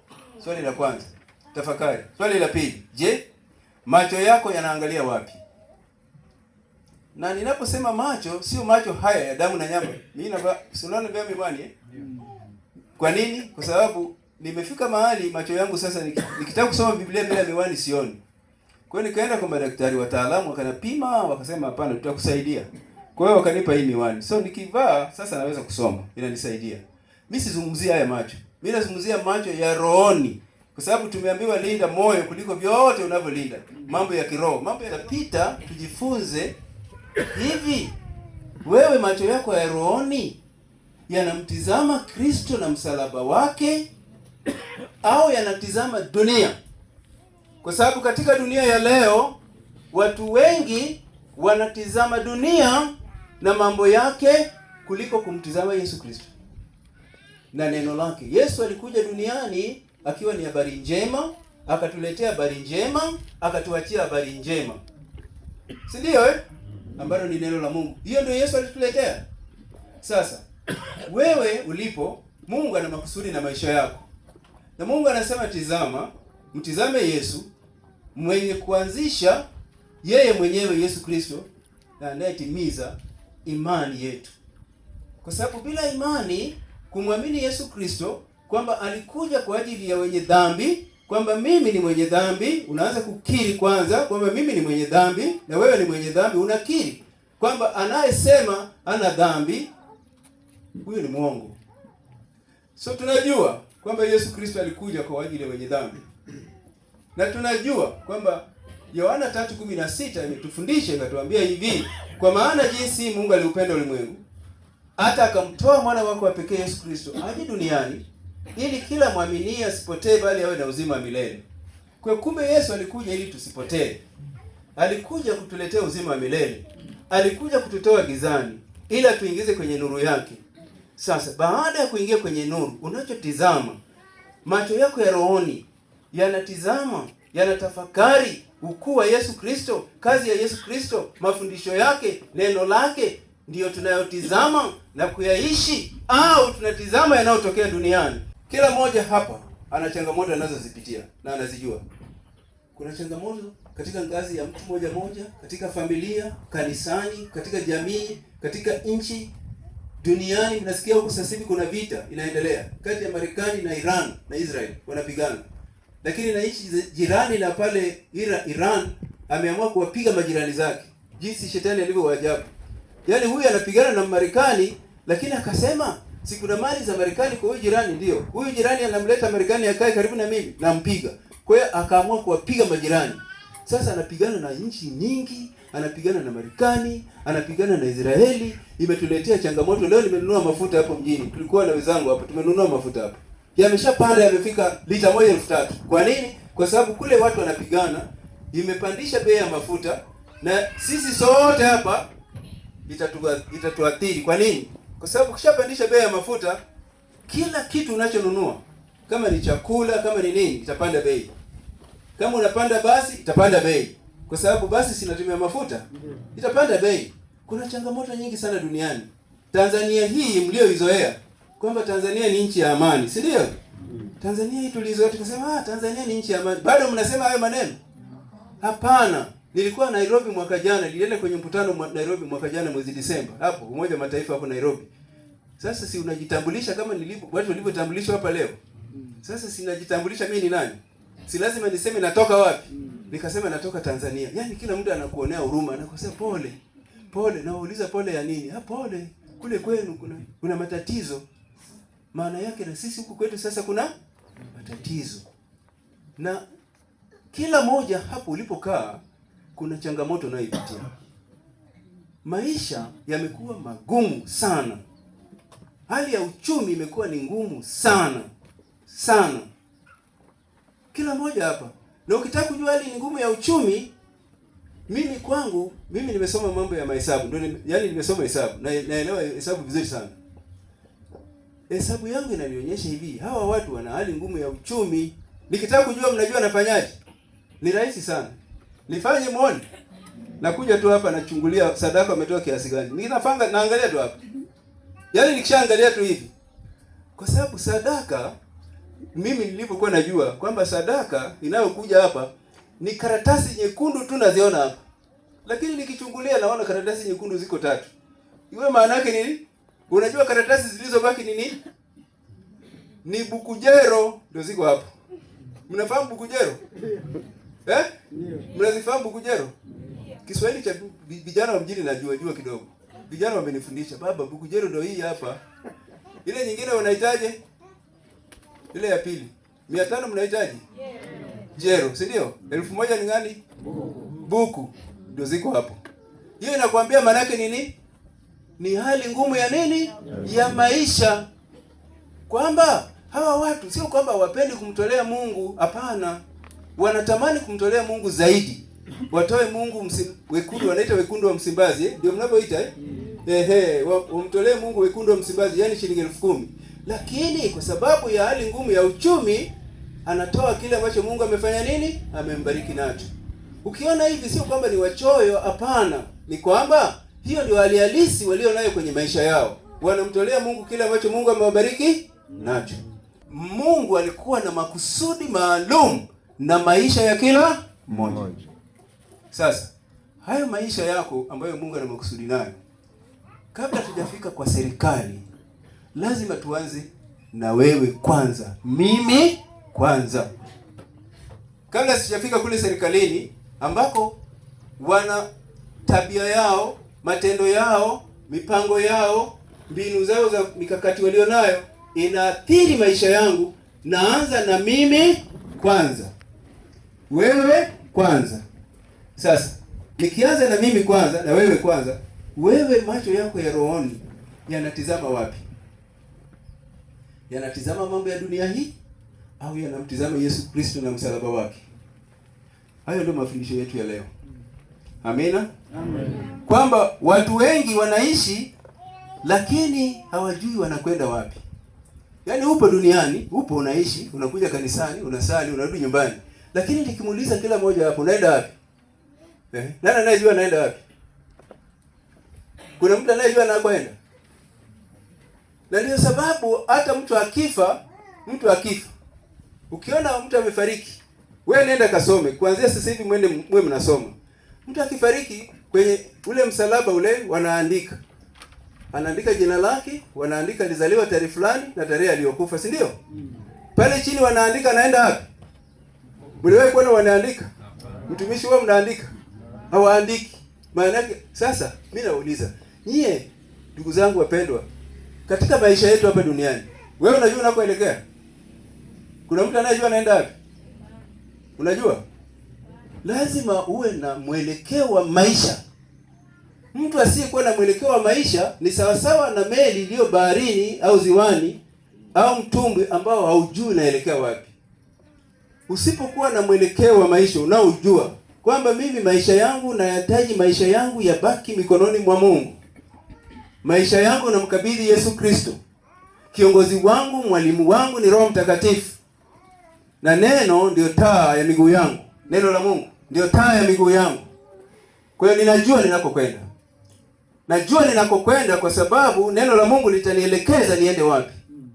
Mtu ambaye hana Yesu Kristo ndani yake, mtu ambaye hawezi kumcha Mungu, mtu ambaye ajui neno, mtu ambaye hajamwamini Yesu Kristo na neno lake, huyo ni mtu ambaye anakuja kanisani, anaingia kanisani, anasali, anatoa sadaka, anaimba kwaya, anafanya wanaita kusifu na kuabudu, si ndio Lakini ajui anakoelekea. Ili ujue unakoelekea, ni lazima uhakikishe kwamba maisha yako yako ndani ya Yesu Kristo. Kama maisha yako yako nje ya Yesu Kristo, maana yake ni kwamba unakoelekea ujui, ila unakuja kanisani. Unaongeza idadi ya watu walioabudu. Wanasema walioabudu leo, mchungaji ataandika na atapeleka taarifa diocese. Na wataonekana ni wengi, watasema Masinono, wanasali siku hizi wanasali watu 100. Asi wanaongezeka Alafu wanasema 120. Wanapiga makofi. Wanaongezeka. Lakini kati ya watu 120 wanaojua wanakoelekea labda ni 5 tu. Wengine wote waliobaki wameingia kanisani, wametoka kanisani, hawajui wanakoelekea. Kwa nini? Kwa sababu usipokuwa na Kristo ndani yako, ukaangalia mbele ukamwona Kristo, unaangalia unaona dunia, kwa sababu kuna mambo mawili utayaona. Ama utamwona Kristo mbele yako, ama utaona dunia mbele yako. Wewe unatizama nini? Macho yako yanaona nini mbele yako? Macho yako yanaangalia dunia, macho yako umeyakaza duniani na mambo ya dunia, na utamaduni wa dunia, na mila ya dunia, na matamanio ya dunia, au unamwona Yesu Kristo mbele yako? Tizama mbele. Umuone Yesu Kristo ambaye ndio mwenye kuanzisha na kutimiza imani yetu. Imani yetu imejengwa katika msingi wa neno. Ukisoma kile kitabu cha Wakorintho wa kwanza ni sura ya 3 mstari wa 11. Mimi ni mjenzi mwenye ujuzi anayejenga. Na kila mmoja anayejenga angalia anavyojenga. Kwa sababu kuna msingi mwingine uliokwisha kuwekwa ambao ni nani? Kristo. Ni Yesu Kristo. Kwa hiyo aliyeweka msingi wa ujenzi wa msingi ni Yesu Kristo. Huyo ndio tunayemtizama. Unapotizama mbele, Biblia inaposema tizama mbele, kope za macho yako tizame mbele sawa sawa. Unaona nini? Umuone Kristo, usione dunia. Ukiona dunia, utaona dhambi. Utaona matamanio ya macho ya binadamu. Yatakupotosha. Yatakupeleka kwenye mambo yasiyofaa. Lakini leo Mungu anatualika, anasema tutizame Yesu Kristo. Wengine wanaanza vizuri maisha ya Ukristo. Vizuri sana. Na inafika mahali wanabatizwa na wanakiri kwa vinywa vyao Yesu Kristo ni Bwana. Wanaanza vizuri sana. Lakini hapo katikati njiani wanaanza kupoteza mwelekeo. Mpaka unashindwa kuelewa. Hivi huyu naye tuko naye kanisani?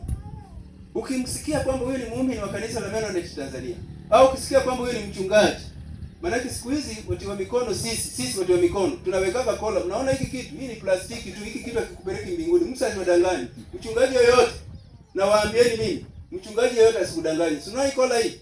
Hii niliyovaa ni plastiki limetengenezwa kiwandani. Linampeleka mtu mbinguni? Hakuna. Eti ukivaa kola unaenda mbinguni? Mlisikia imeandikwa kwenye Biblia kwamba mtu akivaa kola anaenda mbinguni? Hapana. Kwa hiyo siku hizi kuna na watu wa mikono wanaokengeuka wapo, na ninaomba niseme leo wanisikie. Watu wa mikono wanaofanya nini? Wanaokengeuka washindwe kwa jina la Yesu Kristo. Kwa sababu mchungaji akishakengeuka, kondoo watatawanyika. Kondoo watapotea. Si ndio Lakini mchungaji akisimama na Mungu, ni mcha Mungu, ni mwana maombi, anawaombea watu, anawabariki watu, yaani anawahimiza watu, anawajenga watu katika imani na tumaini, hilo kanisa linakuwa. Kwa sababu Yesu Kristo alipokuwa anataka kuondoka hapa duniani, aliwaambia wale mitume walipokuwa amewafundisha namna ya kupeleka injili. Sio? Matendo ya Mitume 1:9. Akamwambia hapana, msiondoke kwanza, msubiri. Wanamwambia baba, tunasubiri tena nini bwana mkubwa? So, wait, subiri. Niambia tunasubiri nini? Subirini ahadi ya babangu. Ahadi ya babako, ipi? Ahadi ya babangu. Mtakapojazwa Roho Mtakatifu, mtapata nguvu ya kupeleka injili. Amina? Mzee wetu na kiongozi wetu, baba yetu, Shemasi Ndaro, ninakushukuru kwa sababu unamaliza muda wa utumishi wako, na unamaliza vizuri. Unamaliza muda wa utumishi wako kwa sababu ulikuwa unaangalia mbele, ulikuwa unamwangalia Kristo. Leo tuko hapa kukupongeza kwa sababu ulimwangalia Kristo kwenye maisha yako. Ukuangalia dunia. Lakini inawezekana huko nyuma uliangalia dunia. Lakini ulipokutana na Kristo akakubadilisha. Akakutoa huko ulikokuwa. Akakuleta kwenye nuru yake. Ukabaki unamwangalia Kristo kwenye maisha yako. Mungu akubariki sana. Amen. Kwa sababu hata ulipokuwa unatambulisha familia yako hapa, ulipokuwa unawatambulisha, unaona ni familia ambayo wanamtukuza Mungu, wanaimba kwaya. Maana yake wanamjua Mungu. Maana yake wanaofu Mungu kwenye mioyo yao. Na sisi sote tunatakiwa kila mmoja amtizame Yesu Kristo kwenye maisha yake. Kumtizama Kristo maana yake ni nini? Ni kuwa na maono na mwelekeo wa maisha na mwenendo wa maisha yanayomtukuza Mungu, ni maisha ya ushindi. Sababu maisha ya ushindi hayapatikani nje ya Kristo. Hakuna. Kama kuna mtu anajidanganya kwamba kuna maisha ya ushindi nje ya Kristo, unajidanganya. Maisha ya ushindi duniani, kwa sababu tumeambiwa hivi, linda moyo wako kuliko vingine vyote, kwa sababu ndio chemchemi ya uzima unakotoka. Chemchemi ya uzima sio uzima wa hapa duniani, kwa sababu sisi ni raia wa sehemu mbili. Ni raia wa duniani, hapa tunaishi, tumeambiwa miaka 70, lakini tukitoka hapa tuna uzima wa milele. Kwa hiyo sisi tunapomtizama Kristo, tunamtizama Kristo kwa sababu tumeambiwa kuna mashindano na kuna watakaopata taji ya ushindi kule mbele. Sio hapa mwanzoni, kule mbele. Watakaopata ushindi ni wale watakaobaki wakimtumaini Bwana katika maisha yao yote. Watakaomtizama Kristo mbele yao, wakimtizama Kristo na sio dunia. Kwa hiyo ndugu zangu, somo langu la leo na mafundisho ambayo Mungu anatufundisha leo, dunia ina mambo mengi sana sana, lakini tunahimizwa kutizama Kristo kule aliko, kwamba Yesu Kristo alipokuja, alikuja kwa ajili ya dhambi zetu. Maisha bila mwelekeo ni upotovu tupu. Usipokuwa na mwelekeo wa maisha, kwamba ukapanga maisha yako na ukamwomba Mungu akusaidie, yaani kuanzia sasa panga, wasema hivi, mwaka huu wa 2026 ninayotaka kuyaona kwenye maisha yangu ni haya hapa. Unajiwekea malengo, alafu unamkabidhi Mungu, unamwomba Mungu, unamwambia Mungu, malengo yangu ya mwaka huu ni haya hapa. Naomba unibariki, naomba nisaidie, naomba Mungu niwezeshe, kwa sababu mimi sina uwezo, lakini kupitia kwako mamlaka na uwezo wote uko mikononi mwako. Maombi hayo yakigusa moyo wa Mungu, Mungu atakubariki. Mungu ndiye anayetoa wanyonge vumbini, maskini anawatoa vumbini, anawaketisha na wakuu. Ni Mungu, si binadamu. Mungu ndiye anayeshusha watu ambao wanajifanya wako juu na kuinua mabega yao na kuwadharau watu wengine na kuwaona hawawezi na kuwasema huyu ni maskini. Mungu anawashusha kutoka kule juu, na spidi ya kuwashusha ni kubwa kuliko unavyopanda. Kushusha, unashushwa kwa nguvu nyingi sana. Lakini Mungu ndiye anayetoa maskini mavumbini. Mungu ndiye anayetoa watu wanaodharauliwa huku chini.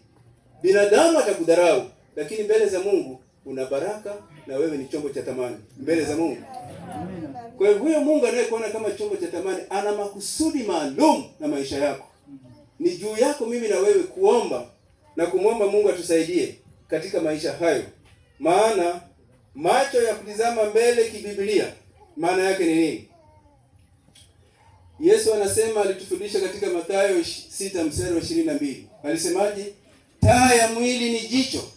Basi jicho lako likiwa safi, mwili wako wote utakuwa na nuru. Amina? Amen. Ndio. Taa ya mwili ni jicho, lakini ni jicho la rohoni ndio taa. Kwa hiyo tutumie hiyo taa ya rohoni kutizama tunakoelekea, na tutizame Yesu Kristo na msalaba wake. Ya dunia yapo. Majaribu ya dunia yapo, utajaribiwa. Na Mungu anaporuhusu ujaribiwe, lazima atafungua mlango pa kupitia. Lazima atakufungulia. Mungu hawezi kuruhusu shetani akujaribu bila kufungua mlango pa kupitia. Ayubu alijaribiwa, lakini Mungu alimwezesha. Mke wake anamwambia hivi, wewe Ayubu, sasa umepoteza mali yote, umepoteza kila kitu, na sasa unaumwa kiasi hiki, majipu mwili mzima, si mkufuru huyo Mungu, si uachane naye. Ayubu alikubali. Alibaki kwenye imani yake. Alibaki kumwamini nani? Mungu. Alitizama mbele, anamuona Yesu na msalaba wake. Kilichomfanya Ayubu asiteketee, asiangamizwe, ni kwa sababu Ayubu alimtizama Yesu Kristo na msalaba wa Yesu Kristo. Hakutizama dunia. Angetizama dunia angeangamia. Lakini kwa sababu alibaki anatizama Yesu Kristo na msalaba wake na neno lake, Ayubu alibaki salama. Na sisi leo, ili tubaki salama, tumtizame Yesu Kristo. Yesu ndiyo mfano wa maisha yetu ya kiroho. Maisha yake hapa duniani ndio kielelezo cha maisha yetu. Tunapoiga maisha yake hapa duniani, maisha matakatifu, maisha ya uadilifu, maisha kumcha Mungu, si ndio? Ndio kiini cha maisha yetu sisi. Yesu ndiye nguvu na ushindi wetu. Yesu ndiyo mwisho wa safari ya imani yetu. Katika kanisa la Mennonite Tanzania tuna vitu vinne. Mtu akikuuliza misingi ya kanisa lenu ni nini, kanisa hili linaitwa Mennonite Tanzania, kinachotutofautisha na makanisa mengine ni nini? Kuna mambo manne. Moja, imani. Yesu Kristo ndio kiini cha imani yetu. Namba moja. Namba mbili, Upatanisho ndio kiini cha kazi yetu. Namba 2. Namba 3, jamii ndio maisha yetu, yaani huduma kwa jamii. Wazungu walipoleta kanisa la Mennonite Tanzania walikuja na vitu hivi. Walikuja na Biblia kwa ajili ya mioyo yetu, roho zetu tupate kuokoka, wakaja na shule, wakaja na hospitali. Ndio sababu wakajenga shule nyingi. Mkoa wa Mara kulikuwa na shule za msingi 45 za kanisa la Mennonite Tanzania. Serikali ikatunyang'anya, lakini walikuja na shule za msingi. Ukienda hapo Mgango kuna shule zilijengwa. Ukienda Mgango kuna hospitali, si ndio? Kule Bumangi kuna hospitali, Shirati, Ngumu kuna hospitali zilijengwa. Kwa wazungu wale walipotuletea neno, walikuja na vitu vitatu. Walikuja na Biblia, walikuja na shule, walikuja na afya. Kwa hiyo jamii ndio maisha yetu sisi kama kanisa. Kwa sababu Yesu alihudumia jamii. Na sisi kama kanisa lazima tuende tubadilishe maisha ya jamii. Lakini cha mwisho cha 4, Roho Mtakatifu ndio nguvu yetu. Hatuwezi kitu chochote bila Roho Mtakatifu. Kwa hiyo ndugu zangu, wito wangu ni nini? Wito wangu ni moja tu. Sisi sote ni watenda dhambi. Wote. Mimi ni mtenda dhambi kwa sababu ni binadamu. Na sisi sote tuliokaa hapa ni watenda dhambi. Lakini Mungu ni mwema na mwenye rehema na upendo. Mungu anasema ukitubu dhambi zako, hata kama zingekuwa nyekundu kama damu, ukitubu dhambi zako zinakuwa nyeupe kama nini? Kama theluji. Kwa sisi tunapofundishwa katika mambo ya kiroho, macho kutizama mbele, kuanzia sasa unaona nini? Tizama msalaba wa Yesu Kristo na kazi yake. Kazi ya msalaba ni wokovu. Ndio kazi ya msalaba. Msalaba kazi yake ni moja tu. Ni nini? Wokovu. Basi. Hakuna kazi nyingine ya msalaba, ni wokovu, ambayo itatusaidia kurithi uzima wa milele. Kwa hiyo katika maisha yako kuanzia sasa hivi unapokuja kanisani, acha kutizama watu waliokuumiza, acha kutizama aliyekudhulumu, acha kutizama aliyekutesa, acha kutizama aliyekutukana, acha kutizama ambaye anakusema vibaya. Mtizame Yesu Kristo. Kwa sababu mara nyingi tunawatizama waliotufanyia vibaya kuliko tunavyomtizama Yesu. Yaani unakuta unamfikiria mtu aliyekujeruhi moyo wako, unamfikiria mtu aliyekudhulumu pesa, unamfikiria mtu ambaye amekusengenya kuliko unapomfikiria Yesu Kristo. Macho yako yanatizama nini? Macho ya rohoni. Na mzigo ulio nao ni mzigo wa aina gani? Kwa sababu tumewabeba watu kama mzigo kwenye mioyo yetu. Hatutaki kuwasamehe. Lakini kila Jumapili tunaposoma sala ya Bwana, tunaweza tukasema sala ya Bwana, tusikie kitu, kuna kitu hapo katikati. Mnaifahamu sala ya Bwana? Hebu tuseme wote. Baba yetu uliye mbinguni, jina lako litukuzwe, ufalme wako uje, mapenzi yako yatimizwe hapa duniani kama huko mbinguni. Utupe leo riziki yetu, utusamee makosa yetu kama tunavyowasamehe na sisi waliotukosea. Rudia hiyo sehemu. Utusamee, rudia hiyo. Utusamee makosa yetu kama nasi tunavyowasamehe na sisi waliotukosea. Rudia tena. Utusamee makosa yetu kama tunavyowasamehe na sisi waliotukosea. Huwa tunawasamehe wanaotukosea? Hayo maneno tunasema kama kasuku. Sasa kasuku huwa anakariri maneno. Kasuku anaweza kaongea Kijita au Kijaluo au Kikuria. Kasuku. Na vizuri tu, huyo ni nani? Kumbe ni kasuku. Haya maneno tunaposema utusamee makosa yetu kama na sisi tunavyowasamehe waliotukosea, tunasema kama kasuku au yanatoka moyoni? Kuanzia leo yatoke wapi? Yesu Kristo anasema, njooni kwangu ninyi nyote wenye kulemewa na mizigo, nami nitawapumzisha. Mizigo ni wale watu leo waweka wapi? Huo ndio mzigo. Ukitaka upumzike, usipate pressure, usipate shida, usipate kisukari, usipate mawazo, upate usingizi usiku, mpelekee Yesu huo mzigo.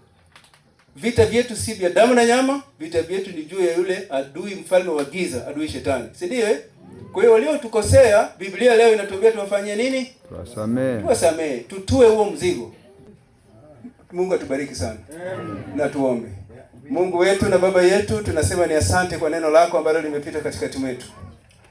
Umetufundisha Baba yetu kwamba macho yetu yatizame mbele, kwamba kope za macho yetu yatizame mbele sawa sawa, na kwamba tumtizame Yesu aliyelianzisha na kutimiza imani yetu.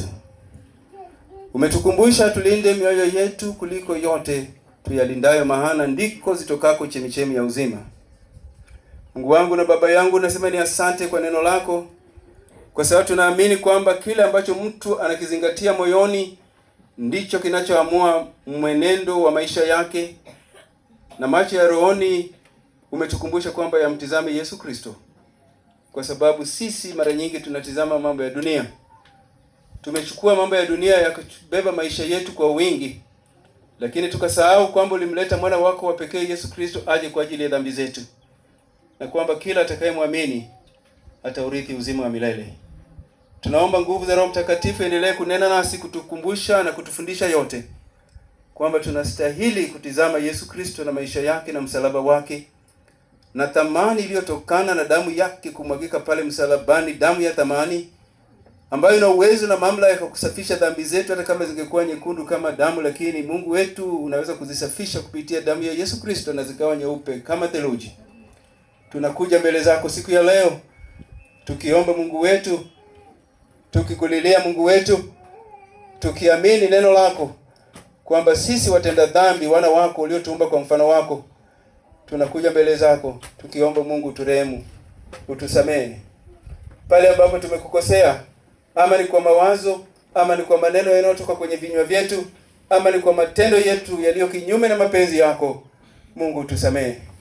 Naziombea familia zote za waumini waliofika katika ibada hii na hata wale ambao kufika kwenye ibada hii. Mungu nawaombea baraka na neema kutoka kwako. Upate kuwabariki, uwafunike na upendo wako. Rehema zako na neema yako ipate kutamalaki katika maisha yao. Bariki familia zao, bariki huduma zao, bariki maisha yao, bariki kazi ya mikono yao. Mungu, bariki watoto wao, bariki kanisa lako, bariki wahudumu wote na watenda kazi wote katika kanisa lako. Na Mungu, tukiamini kwamba Yesu Kristo ndio kichwa cha kanisa, sisi ni watenda kazi tu katika shamba lako, lakini mwenye kanisa ni Yesu Kristo, ambaye Mungu ndio mwalimu wetu. Kwa nguvu za Roho Mtakatifu tunaendelea kujikabidhi mikononi mwako wakati wote, tukiomba upendo wako, amani yako, na Mungu neno lako ambalo ndio taa ya miguu yetu iendelee kutufundisha usiku na mchana, tunapoingia na tunapotoka. Neno lako ndio liwe taa ya miguu yetu wakati wote, na kwa sababu umetuahidi kwamba hutatuacha, utakuwa pamoja nasi kila tunapoenda. Nasema ni asante kwa ajili ya yote hayo. Nasema ni asante kwa ajili ya watendakazi wenzangu, watumishi wenzangu, watu wa mikono wenzangu. Nasema ni asante kwa ajili ya waumini wote wa kanisa hili, na hasa hao ambao leo wamefika katika ibada hii. Mungu upate kuwabariki, neema yako itembee pamoja nao, baraka zako ziende pamoja na maisha yao, upendo wao endelee kutamalaki katika maisha yao, na Mungu endelee kuwabariki na kuwainua na kufanikisha mipango ya maisha yao, kila mmoja na matamanio ya maisha yake, kwa ajili ya upendo wako na kwa ajili ya baraka zako. Mwisho wa siku tutakapokuwa tumeona hayo kitendeka, sifa na utukufu tukurudishe juu mbinguni. Na ninaomba hayo ni katika jina la Baba na la Mwana na Roho Mtakatifu, nikiomba na kuamini, na wote tuseme amen. Amen. Na Mungu awabariki sana. Nimesimama hapa ni kwa ajili ya kushukuru. Kwa kweli ambacho Mungu amenitendea mimi ndio nakiona. Nilivyozaliwa sikujua nitafika hapa nilipo dakika hii, lakini Mungu akaniwezesha kutoka pale nilipozaliwa mpaka dakika hii.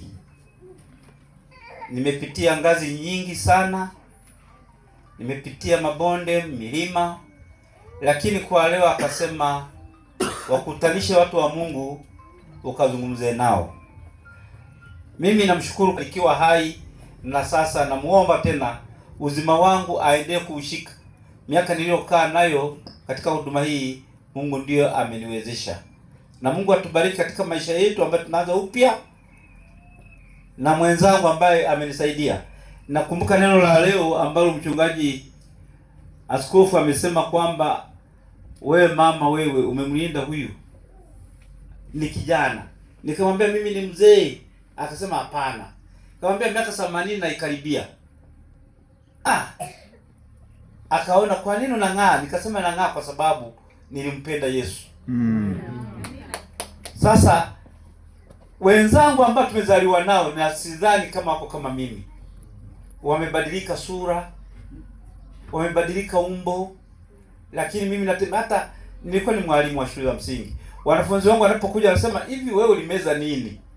Mbona ubadiliki? Ulitufundisha huko, tumezeeka, wewe uko pale pale. Kawaambia siri naijua. Mwili wangu niliweka katika godoro ambalo alikubonyea. Ningeliweka kwenye godoro nalobonyea, nisingekuwa hapa nilipo. Ningeisha, mungesema mnamuona huyo? Alikuwa hivi na hivi na hivi. Lakini Mungu ameniwezesha, nimekaa juu ya godoro laini, amenitengeneza na mimi nikamshukuru, na sasa namshukuru kwa sababu leo mmekuja kuniaga. Na washukuruni sana. Amen. Mungu atubariki sana. Amen.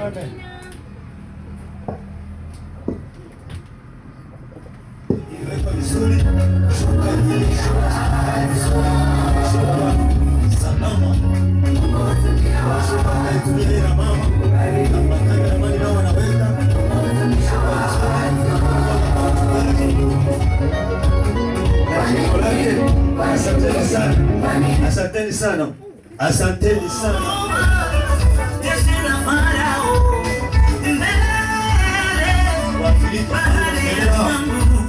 Asante.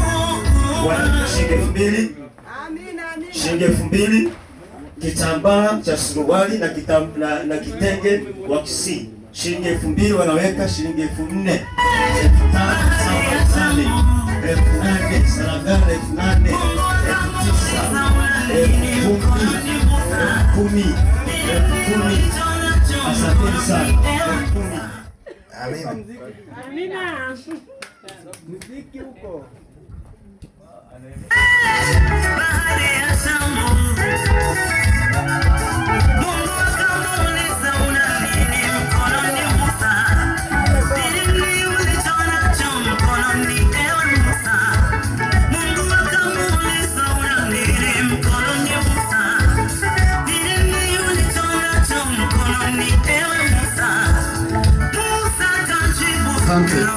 Asante mjomba. Shemasi, naomba usimame.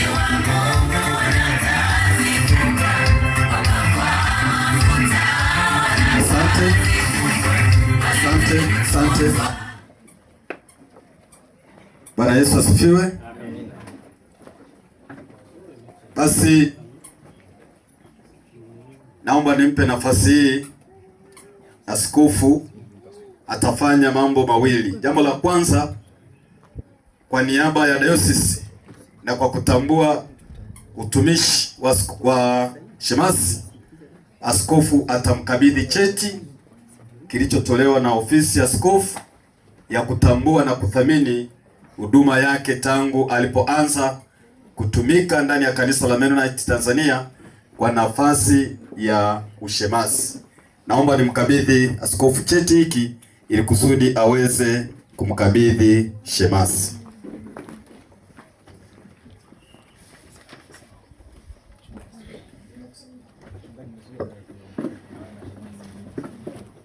Jamani, tusogee karibu. Naomba, mimi ni mtu wa utaratibu sana, naomba mnisaidie na watoto hawa. Mimi napenda utaratibu sana. So mnisaidie. Mimi ni mtu wa utaratibu, mkiniona mahali nimekaa mjue kwamba mtu wa utaratibu amefika. Sema mtu wa utaratibu amefika. Kwa sababu Mungu ni Mungu wa utaratibu. Sinaeleweka? Amina. Asante. Nataka kusemea cheti hiki. Shemasi wetu, Mungu anakupenda sana. Na sisi pia tunakupenda. Tunatambua kazi yako uliyoifanya hapa, kazi nzuri uliyoifanya. Na umefanya kazi ya kujitolea. Ulipokuwa hapa ulikuwa unajitolea. Ninaelewa kazi ulioniko. Ni mara yangu ya kwanza kufika hapa, lakini taarifa zako zote ninazo. Ulichokuwa unafanya najua. Hata wakati matatizo ya kiuongozi yalikuwa hapa, najua. Msifanye haya mambo kuwa siri. Kulikuwa na matatizo ya kiuongozi hapa. Sio siri haya. Sababu yapo duniani matatizo ya kiuongozi. Lakini aliyesimama na kanisa imara, mpaka kanisa likabaki mpaka leo tuko hapa, ni wewe hapa. Amen. Na mama shemasi, Mungu awabariki sana. Amen. Kwa sababu mlisimama imara na Mungu na neno lake na mkuacha kondoo wakatawanyika. Kwa hiyo leo tunapowapa cheti hiki ni kutambua mchango wako na mama kwa kazi nzuri mlioifanya kwa kusimama na Mungu, kulea kanisa la Mungu, kulea watu wa Mungu, kulea familia ya Mungu Mungu aendelee kukubariki sana. Kazi yetu sisi ndugu zako tunaokupenda sana ni kuendelea kukuombea baraka na neema. Mungu akupe afya njema na mama. Mungu aendelee kuwainua pamoja na watoto wenu na wajukuu. Kwa sababu sasa una wajukuu. Na kwa sababu kitu nitakachofanya cha mwisho ni kuleta watoto wote walioko hapa. Watoto wote walioko hapa wajiandae kwa sababu nitawaleta, watakuja hapa. Wote. Watoto wote walioko hapa. Mama zao, baba zao waandae watoto kuja hapa. Yesu alisema waacheni watoto wadogo wafanye nini? So nikimaliza kazi naenda kufanya, watoto wote watakuja hapa. Nitafunga ibada watoto wote wakiwa na huyu baba hapa na mama. Ni sawa eh? Kuna kitu nataka kufanya. Kwa cheti hiki tunakupa kama ishara ya upendo kwako na mama kwa kazi nzuri mlioifanya, utumishi mliofanya kwa muda wote huo. Hii isikufanye ukajiinua ukasema kumbe walikuwa wananipenda kiasi hiki, lakini uendelee kumtumaini Mungu katika maisha yako kwa sababu Mungu ndio mambo yote. Amina. Naomba nikukabidhi cheti hiki wewe na mama. Mapaparazi wanataka kupiga picha. Bishi wenzako hapo kuna shilingi 700,000. Amina. Na Mungu akubariki sana. Mungu akubariki sana. Ni watumishi wenzako hao nao waona wako nyuma yako, wanashirikiana, wanakupenda, wanaendelea kukuombea na sisi tutaendelea kuwa pamoja na wewe. Umestaafu kazi ya kiofisi, lakini kazi ya huduma unajua, wewe ni mjumbe halali wa mabaraza yetu, baraza la watu wa mikono, utaendelea kuwepo kama baraza la watu wa mikono. Wewe ni mjumbe halali ila uruhusi kupiga kura.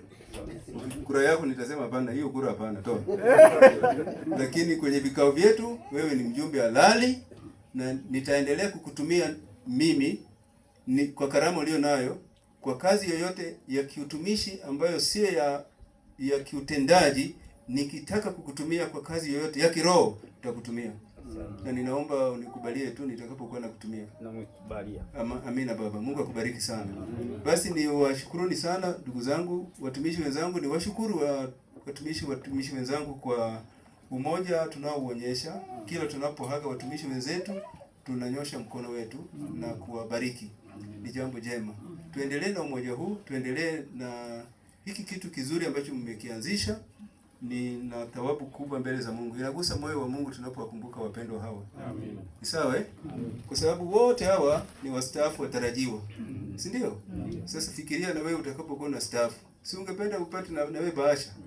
Sasa isije ikatokea kwamba leo kushiriki, kesho ni zamu yako unatakiwa kuagwa. Inakuwaje? Inakuwa sio jambo jema. Kwa hiyo nawashukuruni sana na nawapongeza sana. Mungu awabariki sana kwa kazi njema. Asante. Basi tuombe. Mungu wetu na Baba yetu, tunasema ni asante kwa zawadi ya siku hii njema ya leo. Ulianza nasi ibada hii takatifu katika utukufu wako. Tumesikia nyimbo za kwaya zinazotusaidia kutuimarisha katika imani na tumaini. Mungu, tumesikia neno lako ambalo limetufundisha, lakini zaidi ya yote tunasikia ushuhuda wa mpendwa wetu anayestaafu, mzee wetu na shemasi wetu Ndaro. Mungu, yeye pamoja na mama tunaendelea kuwakabidhi mikononi mwako, tukawaombea baraka na neema kutoka kwako juu mbinguni. Ibada hii takatifu iliyopita katikati mwetu endelee kutukumbusha kwamba wewe Yesu Kristo ndio mwokozi wa maisha yetu. Tukutizame wewe pamoja na neno lako na lizidi kutuimarisha katika imani na tumaini. Tizama Mungu wetu, watoto wako na wana wako wamekutolea sadaka za aina mbalimbali. Mungu, na mimi sasa nazikabidhi mikononi mwako nikiomba baraka zako na neema yako. Upate kuzibariki ili ziweze kufanya kazi katika shamba lako na kuzaa matunda mema. Mungu, wale waliokutolea naomba uwabariki, uwape neema yako, wafunike na upendo wako. Hata wale ambao kupata nafasi kutolea siku ya leo, Mungu endelea kubariki, endelea kuwapa nafasi kutolea siku nyingine kadri tutakapokupendeza. Nasema ni asante kwa ajili ya matoleo haya ambayo Mungu na yakabidhi mikononi mwako, nikiombea baraka na neema yote kutoka kwako mbinguni. Nasema ni asante kwa ibada hii takatifu iliyopita katikati mwetu. Tuendelee kutafakari juu ya ukuu wako na neema yako na upendo wako. Tuendelee kutafakari juu ya damu ya Yesu Kristo iliyomwagika pale msalabani na thamani yake katika maisha yetu ya kiroho. Mungu, endelee kuwa pamoja nasi, simame na kanisa lako wakati wote. Watumishi wako pamoja na waumini wote, Mungu, na waweka mikononi mwako ni kuombea baraka na neema. Na ninaomba hayo katika Utatu Mtakatifu, Mungu Baba, Mungu Roho Mtakatifu, Mwana na Roho Mtakatifu. Amen.